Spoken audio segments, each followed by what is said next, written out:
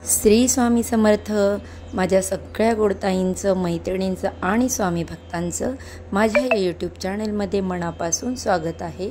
आजचा दिवस तुम्हाला सुखाचा, समाधानाचा, आनंदाचा आणि भरभराटीचा जावो हीच महाराजांच्या चरणी प्रार्थना करते आणि आपल्या या आजच्या नवीन व्हिडिओला सुरुवात करते. बघा, तुम्ही कितीही देवदेव करा, देवपूजा करा, पण या 9 चुका करणारे लोक हे नेहमीच गरीब राहतात. प्रत्येकाच्या घरामध्ये काही ना काही अडचणी निर्माण होतच असतात. त्यातून बाहेर पडण्यासाठी त्या अनेक वेगवेगळ्या प्रकारचे उपाय देखील करत असतात आणि काही त्यांच्या हातून काही चुका देखील घडत असतात. तर त्या चुका त्या नकळतपणे होत असतात, पण त्या खूप त्रासदायक असतात. कितीही देवदेव केला आणि कितीही उपाय केला तरी नेहमी गरीबच राहतात. त्यांच्या घरामध्ये कधीही पैसा टिकून राहत नाही, लक्ष्मी स्थिर राहत नाही. तर कोणत्या या 9 चुका आहेत, चला मग आपण बघूयात. तत्पूर्वी तुम्ही जर माझ्या चॅनलवरती नवीन असाल तर चॅनलला सबस्क्राईब करा, सोबतच बेल आयकॉनलाही प्रेस करा. त्यासोबत श्री स्वामी समर्थांचे भक्त असाल तर व्हिडिओला लाईक करून कमेंट करा आणि लिहा श्री स्वामी समर्थ. तर मैत्रिणींनो, पहिली सर्वात महत्त्वाची आणि मोठी चूक आहे ती म्हणजे आपण दररोज देवपूजा करत असतो. देवपूजा करताना आपण इष्टदेवतांची आराधना करत असतो. त्यावेळेस मूर्ती किंवा फोटो तुमच्या देवाऱ्यामध्ये आहे का हे तुम्ही लक्षात ठेवायला हवे. ही इष्टदेव म्हणजे कोण, तर तुमचे प्रथम देव आहे. तुमच्या कुटुंबाचा जो वंश आहे त्या वंशाची ती देवता आहे आणि म्हणूनच त्यांची पूजा तुम्हाला दररोज तुमच्या घरातल्या देवपूजेबरोबर करायची आहे. जर तुमचे इष्टदेव यांच्या मूर्ती किंवा फोटोज तुम्ही तुमच्या देवघरामध्ये स्थापन करू शकत नाही, तुम्हाला इष्टदेवतेचे नामस्मरण देवपूजा करताना आवश्यक करायचे आहे. ज्या घरामध्ये इतर देवतांची पूजा अर्चना होते पण इष्टदेवतांची पूजा अर्चना होत नाही, इष्टदेवतांचे स्मरण होत नाही, इष्टदेवतांचे तिथे ध्यान देखील होत नाही, त्या घरांमध्ये कधीच माता लक्ष्मी टिकून राहत नाही. त्या घरामध्ये तुम्ही कितीही पैसा आणला तरी तो पैसा टिकून राहणार नाही.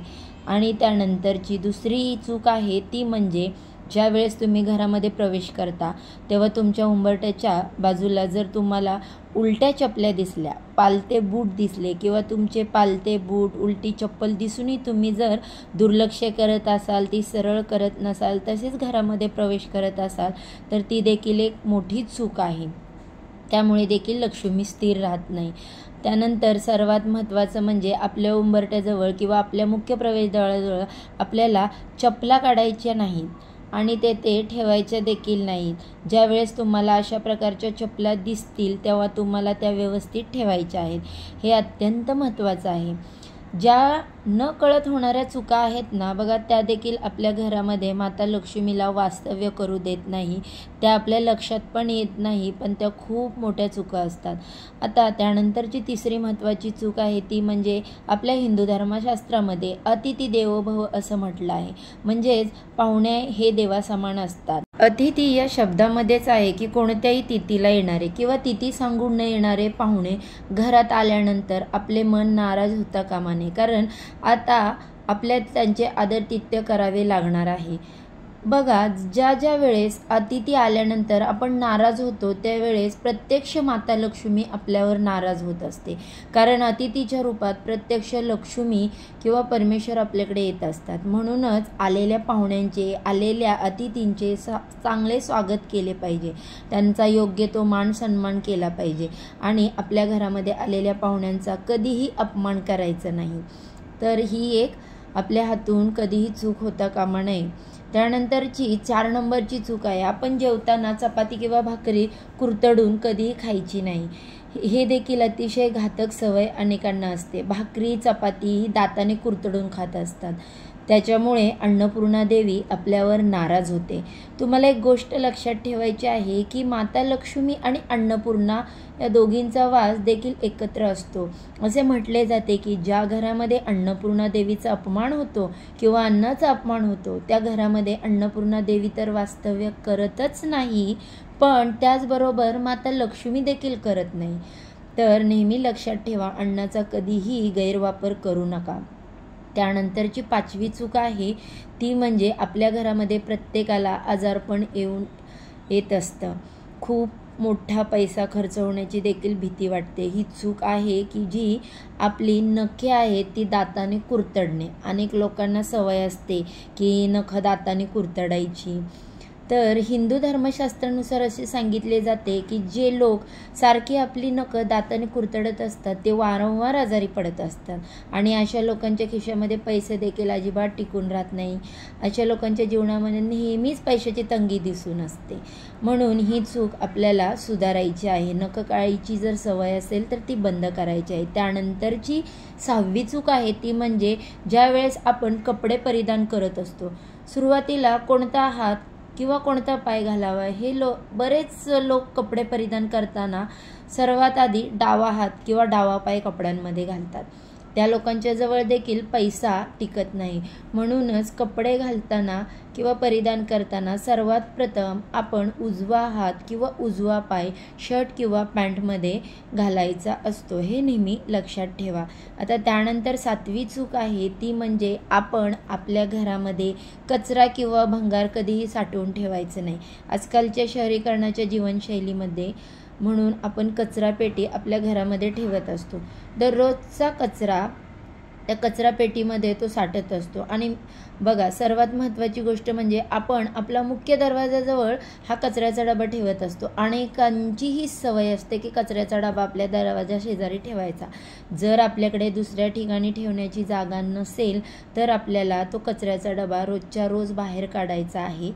त्याच्यामधला जो काही कचरा आहे तो आपल्याला रोजच्या रोज टाकायचा आहे। ज्या घरामध्ये कचरा साठवला जातो त्या घरामध्ये अलक्ष्मीचे आगमन होत असते। अलक्ष्मी ही माता लक्ष्मीचीच बहीण आहे। अलक्ष्मी म्हणजे गरिबी आहे। आज आपल्या घरामध्ये जो काही कचरा किंवा भंगाराचे सामान आहे ते आपल्याला आपल्या घरातून ठेवायचं नाही, ते बाहेर काढायचं।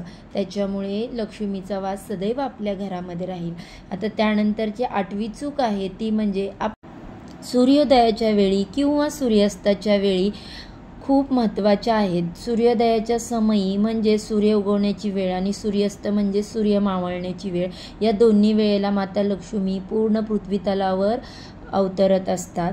माता लक्ष्मी या दोन्ही वेळेमध्ये तुमच्या घरामध्ये प्रवेश करणार असतात आणि अशा वेळी जर आपण झोपलेलो असो तर बघा मैत्रिणींनो, त्यावेळेस माता लक्ष्मीचे आगमन आपल्या घरामध्ये होत नाही।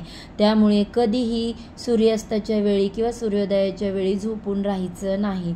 आता सगळ्यात महत्त्वाची आणि शेवटची गोष्ट म्हणजे बघा, कित्येक लोकांना रात्री झोपताना आपल्या उशाच्या वरती पाणी ठेवायची सवय असते।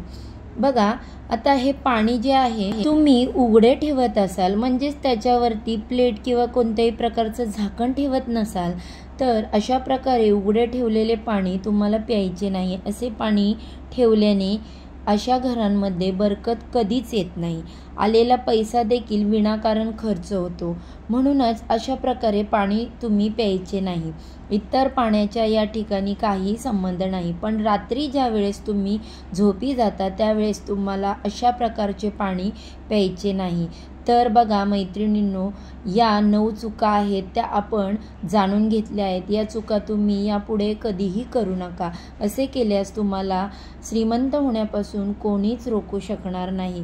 तर हा आजचा व्हिडिओ तुम्हाला आवडला असेल तर व्हिडिओला लाईक करायला विसरू नका। तसेच व्हिडिओ लाईक करून कमेंटमध्ये श्री स्वामी समर्थ टाईप करा। आणि अजूनही तुम्ही माझ्या चॅनेलला सबस्क्राईब केलं नसेल तर पटकन जाऊन सबस्क्राईब करा। भेटूया पुढच्या अशाच एका छानशा आणि माहितीशीर व्हिडिओसोबत। चला तर मग सर्वांचे मनपूर्वक आभार आणि आजचा व्हिडिओ इथेच संपवते। श्री स्वामी समर्थ। जय जय स्वामी समर्थ।